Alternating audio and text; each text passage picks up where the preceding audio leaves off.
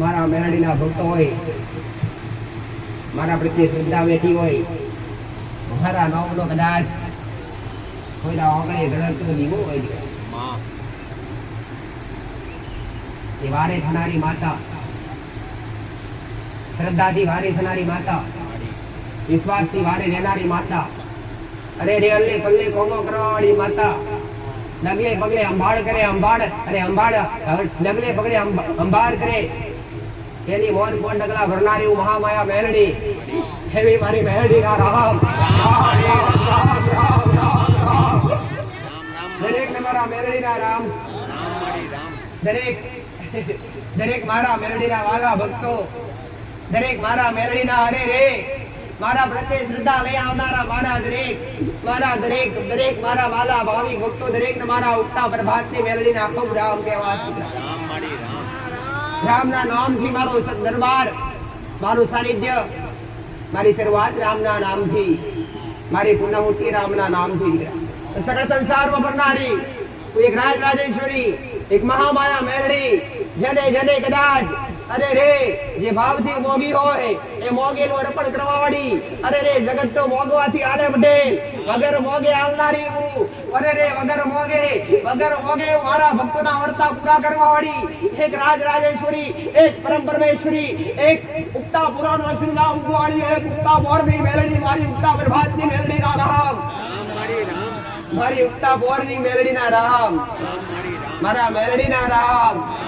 દરેકની કુળદેવી રામ, દરેકની ભક્તિ રામ, આવની માતાઓ મારા મેલડી ના રામ. ભક્તિ શીખવાડવા બેઠીશ, કર્મ શીખવાડવા બેઠીશ, ન્યાય અરે રે ન્યાય અન્યાયની સમજ આપવા માટે બેઠીશ. અજ્ઞાનતાથી બહાર કાઢી જ્ઞાનતા તરફ લઈ જવા વાળી, અરે જ્ઞાનતાનું સાચું, અરે રે જ્ઞાનતા તરફ વાળી અને સાચું, અરે સાચી સમજ આલી, સાચા શબ્દો પ્રમાણે આવી અને સાચી દિશા તરફ ચલાવનારી હું મેલડી દીકરા, અધર્મના માર્ગેથી પાછા લાવનારી અને ધર્મના માર્ગે ચલાવનારી હું મેલડી. જેને મારા મેલડીના નામ પ્રત્યે વિશ્વાસ રાખ્યો, જેને મારા પ્રત્યે વિશ્વાસ રાખી શ્રદ્ધા મૂકી પડે, અરે રે ડૂબતા નવ ધારવા વાળી, અરે રે ડૂબતા નવ ધારવા વાળી, અરે રે જગત કદાચ હાથ પકડે કે ના પકડે, જગત કદાચ તમારી ભેડે હાલે કે ના હાલે, જગત તમારી પાસે આવે કે ના આવે, પણ કદાચ તમારા મેલડીના નામની, મારા દેવના નામની માયા લાગી હશે ગોડો, તો આપ બડે જગત ભેગું કરવું એ મહામાયા મેલડી. આ મારો મેલડીનો પ્રતાપ, આ મારો મેલડીનો ગામ દીકરા, કે જગત કદાચ તમારા બારણે આવતું હોય કે ના આવતું હોય, અને રે કાકા કુટુંબ તમારા બારણે આવતા હોય કે ના આવતા હોય, પણ કદાચ દેવી શક્તિને અડો લાગ્યો હોય અને દેવી શક્તિના ગદા કરે ને ગુણગાન ગાયા હોય અને દેવ વગર રહ્યા ના હોય ને, તો દેવનું કામ શું દીકરા, કે ભલે કદાચ પોતાના ના આવે પણ જગત તેડા આવે. આ દેવનું કામ, પોતાના દેવની સાચી સમજ આપવી અને પોતાના દેવ સુધી પહોંચાડવા, હવાની દેવી શક્તિની સમજ, હવાની કુળદેવીની અરે રે ભક્તિ આપવી, એ મારો મેલડીનો લક્ષ્ય દીકરા.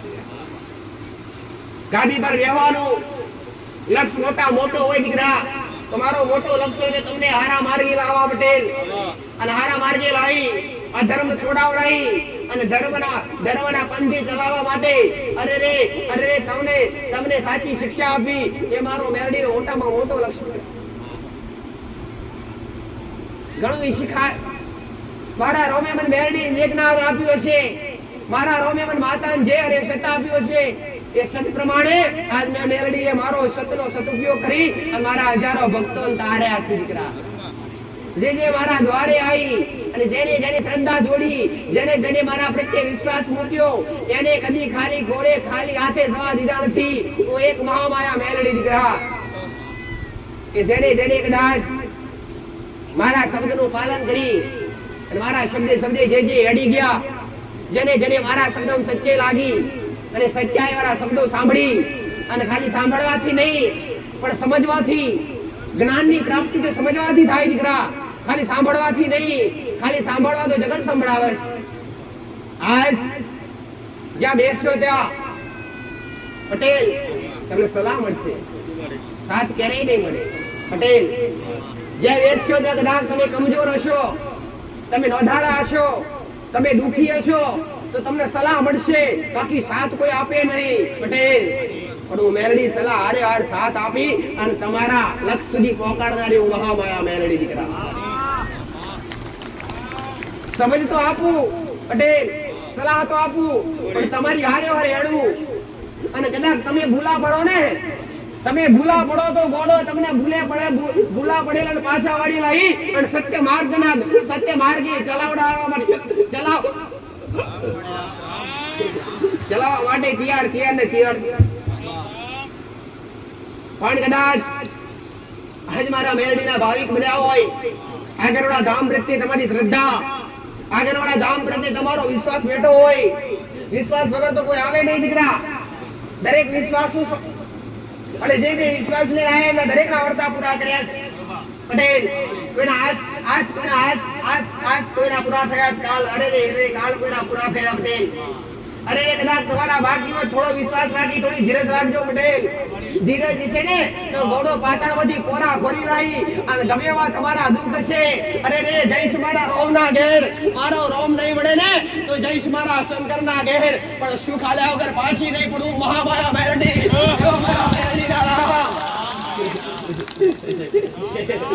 પણ મેં શિક્ષા કઈ આપી, મેં જ્ઞાન કયું આપ્યું દીકરા, કે તમને સાચી સમજણ કઈ. અરે રે દુનિયાએ તમને ત્યાં તમને નમાવા માટે કીધા, બાધાઓ આપી મોટી મોટી, દુનિયાના છેડે છેડે ફર્યા, મંદિરે ફર્યા, દોરા બાંધ્યા, બાધાઓ લાયા. અરે રે બારની માતાઓના રોમના ઘેર દીવા કર્યા તો છતાંય સુખ ના આયા તે નાશ આયા દીકરા. પણ આટલી કદાચ સાચી સમજણ પડી જતી હોત ને કે દુનિયામાં સુખ નથી, દુનિયાની માતાઓના ચરણોમાં સુખ નથી, પણ સાચું સુખ તો પોતાની માના ખોડામાં, પોતાની કુળદેવીના ચરણોમાં છે દીકરા. આ સાચી સમજણ આપી અને આ સાચા લક્ષ્ય સુધી પહોંચાડવા મારો મેલડીનો મોટો ઉપદેશ છે. મેં કોઈ દિવસ અરે રે 50 વર્ષે દીકરા દીધા, હારા મોટા ભયાનક દુઃખ મટાડ્યા પટેલ.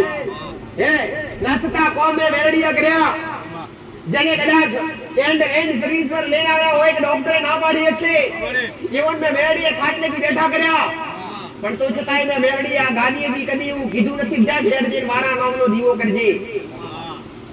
કોઈ સલાહ આવી આપવામાં આવી નથી કે જાઓ ભાઈ હારું થઈ ગયું.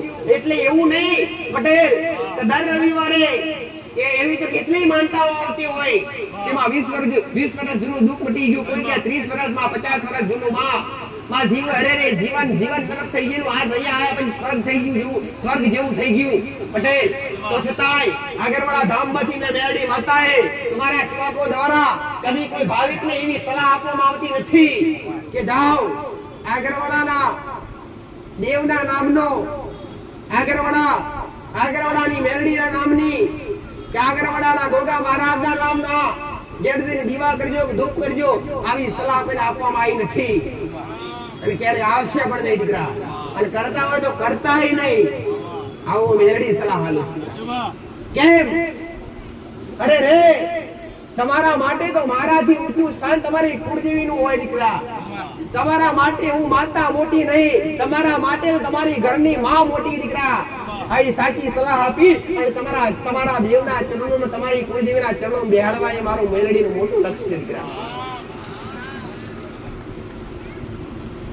આજ કદાચ કોઈ દરબારમાં ગયા હોય પટેલ અને કદાચ દુઃખ મટી જાય ને મોટું તો ધણી કહેશે જા દુઃખ મટાડ્યું હોય ને મારી માતાનો દીવો કરજે અને ઘેર જઈ મારી માતાના નિવેશ કરજે, મારી માતાના નામનું નારિયેળ મિલજે અને એની પૂજા કરજે, એનો દીવો ખંડ રાખજે, કાં તો પૂજા કરજે ને દીવા ધૂપ કરજે.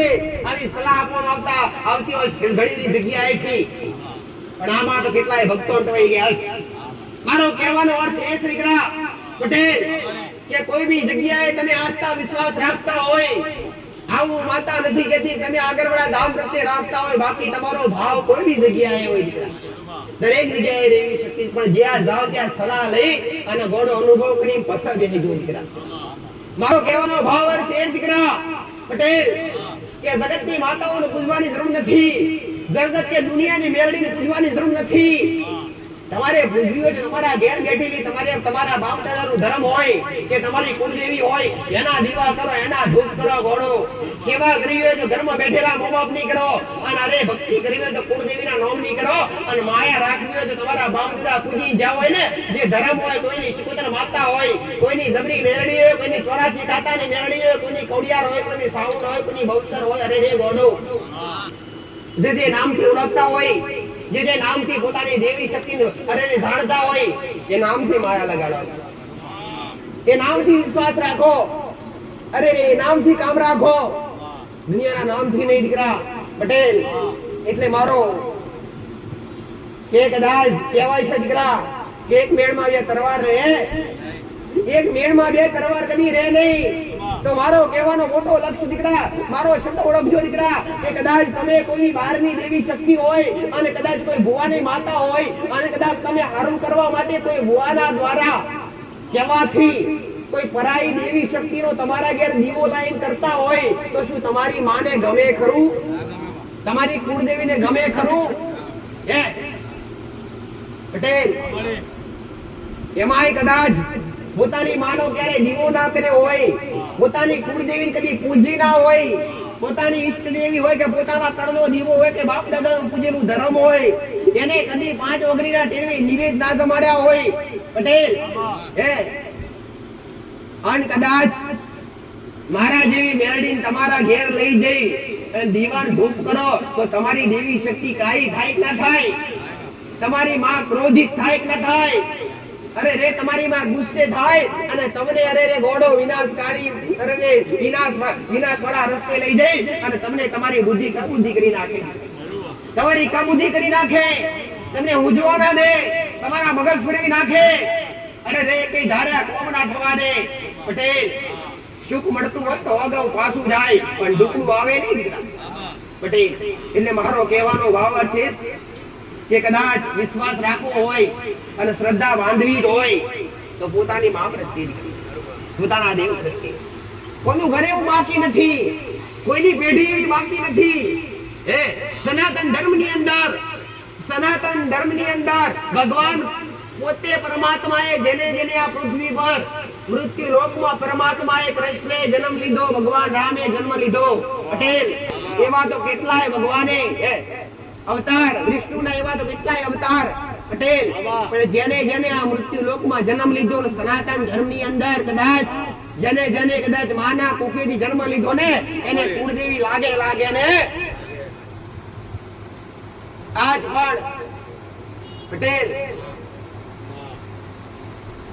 કહેવાય છે કે દ્વારિકા નગરીની માલિકા,